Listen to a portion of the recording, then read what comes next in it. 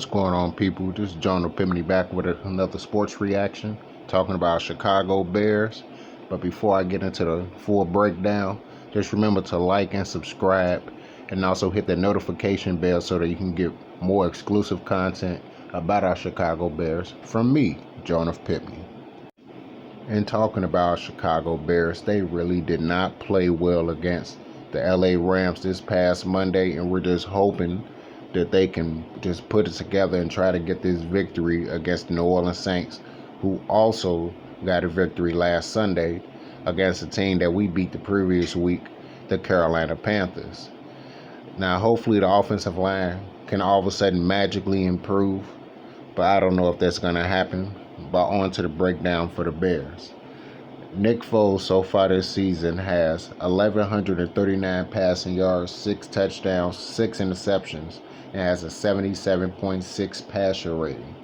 He can't really get too much done because of the offensive line that's not protecting him, and also another player that can't seem to get it done on his team as well is David Montgomery. Now, amazingly, he still has 353 rushing yards throughout the season, and also is still averaging 3.7 yards per carry, despite the fact that the offensive line is playing this subpar. And of course, he only has one rushing touchdown. Up next is Allen Robinson. He has 544 receiving yards. He's averaging 12.4 yards per catch, and he has 2 touchdowns. Now, everyone I'm discussing is the impact players, the guys that's going to impact the game the most, and then I'm just doing a quick rundown with them. But back to it. Up next is Darnell Mooney. So far, he has 236 receiving yards. He's averaging 11.2 yards per catch, and also has 1 receiving touchdown.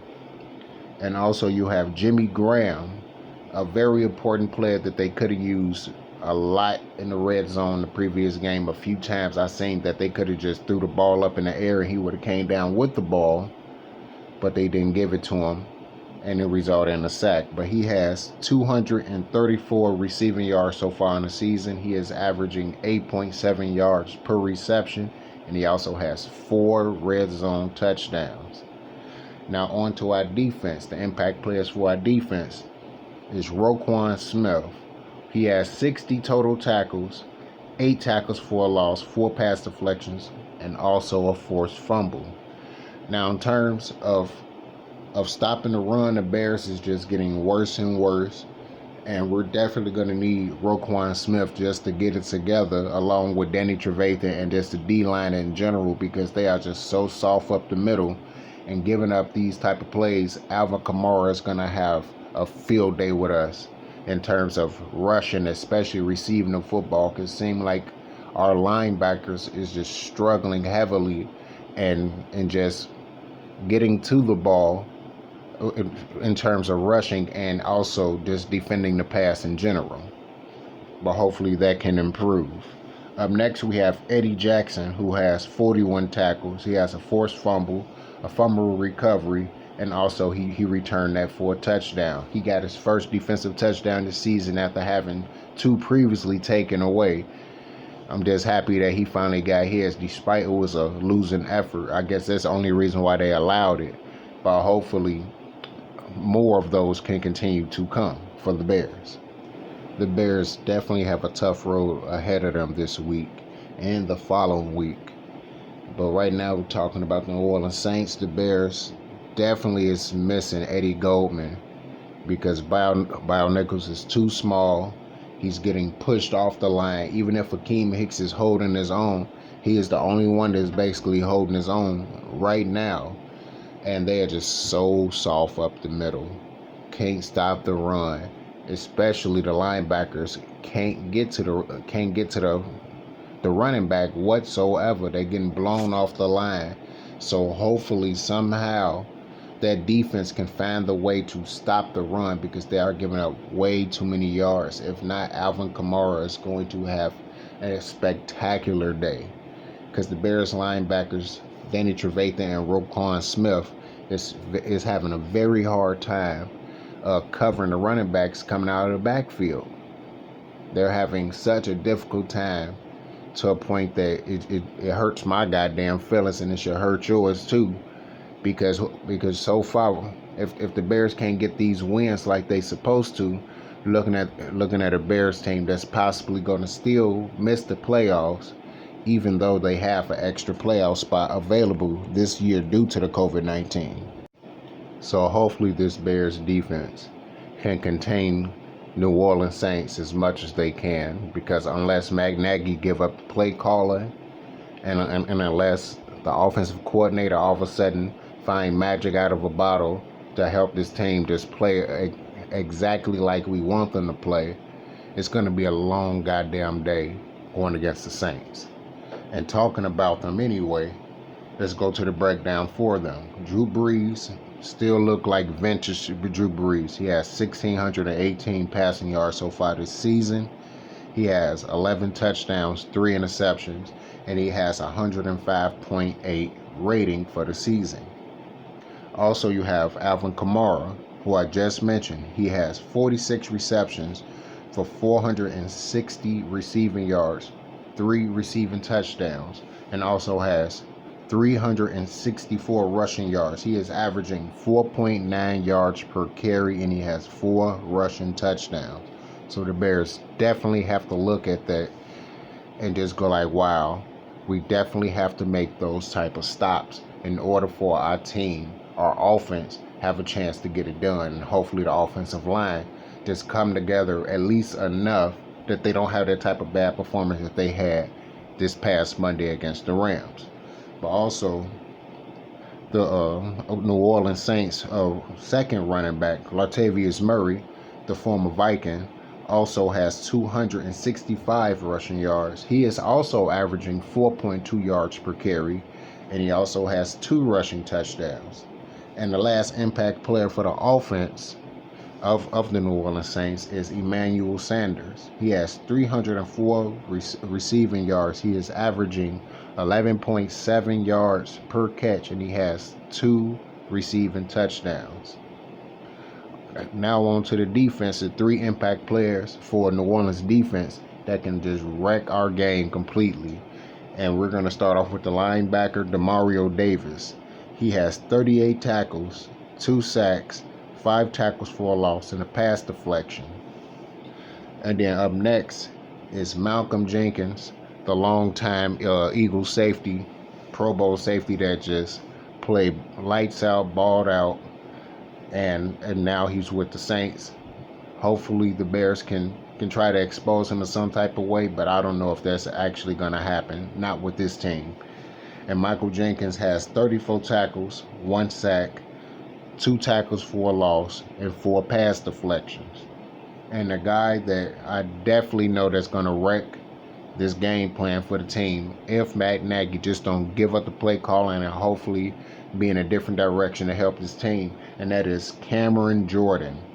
He has 29 tackles. Now, he only has 1.5 sacks, but he does have 5 tackles for a loss. Now, when you see that 1.5 sacks, you'd be like, man, that's not impressive at all. But going against this offensive line, he can wind up leaving with 4.5, 5 sacks if the tackles can't block nobody. How poorly these tackles are blocking, it seems like they can't even block high school defensive ends right now. So hopefully somehow they can just turn back the clock to 2018 when they blocked pretty goddamn decent, at least a little bit then. And then hopefully the Bears can get that done as well, because things are definitely looking ugly for our team right now. Now, I know for a fact that a lot of fellow Bears fans don't want to hear this, but I'm actually predicting the Bears to have another loss on their record after that abysmal performance that they had Monday. Now, I do know for a fact that it's a week-to-week league, and one team can just look just absolute shit one week and then turn around and then put up 40 points the next. That's not going to happen with this Bears team. They maxed out at 30 this season, and that was just one of those moments that they had. And that was mainly Nick Foles changing the plays and telling the receivers what to do. That wasn't really Matt Nagy That was more of Nick Foles and his experience coming into play that helped the Bears get that victory. Now, unless the offensive line can block, things not going to work out for the quarterback. Things not going to work out for the running back. And as a result of that, evidently it's not going to work out for the receivers or the tight ends because you don't have time to get them the ball. And it's like you're wasting Allen Robinson. You're wasting David Montgomery. Darnell Mooney is a rookie, and it seems like you're already wasting him, and he is just building up week after week. If they had a competent offensive line, then that Bears offense definitely would have put up more points, especially when the 2 times that he burnt Jalen Ramsey last week, and he was looking good. But they're wasting them. They're wasting the defense. Another Super Bowl winning defense is going to be wasted just simply due to the fact that the offense just simply cannot get it done. And I'm just sick and tired of seeing that. And once again, fellow Bear fans, I know you do not want to hear it. You don't want to see it. You just want to forget about last week's game and just move on and be like, yeah, the Bears are going to win the next game. I'm hoping that I'm wrong. I'm hoping that the Bears, all of a sudden, they just turn it around and the defense come to play and make every play possible for this offense, giving them a short field, and they actually capitalize on that. But I don't see it happening this week, especially after what happened last week. When you allow the team just to beat you up like that, just be super physical with you, and then you just go straight finesse. You're not being physical back. You just let them run over you. That means you're going to continuously allow that. And I'm not talking so much as the Bears defense, even though they act like they couldn't tackle no goddamn body. I'm gonna look at that and I'm gonna excuse it just simply because they were out on that field so long, to a point that it gets harder and harder to tackle somebody where you're on the field almost 40 minutes in the game. So I'm gonna excuse that this time around. Now, the last time that happened, I believe it was because when they went against the Colts, and once again, they were on the field for a very long time, and that's what basically had them get tired, and then the other team to start breaking tackles. So basically, I'm gonna do a prediction for this game, and I got New Orleans basically doing a repeat of last season, a 36-25 game. I'm pretty sure that a lot of those points they're going to give up is going to be towards the end of the game, basically like it was last year with Mitchell Trubisky. And I looked over the stats. Trubisky overall as a quarterback rating actually is higher than Nick Foles since he took over. Now, me personally, I've said it previous times before, I still don't think that Mitchell Trubisky should have been taken out immediately after that one bad performance, because he brought us back in 2 games prior. Well, he brought us back in week 1, and he held on in week 2. And week 3, ain't no telling if he could have came back and still got us the victory against the Falcons. But hey, everyone's a critic. Everyone knows for a fact what none of us know. But I'm basically predicting New Orleans to win this game 36-25. And hopefully the Bears can prove me wrong. Basically, that's what I'm hoping. But this is Jonah Pimley back with another sports reaction, talking about our Chicago Bears taking on New Orleans Saints. All right, everyone. Peace out.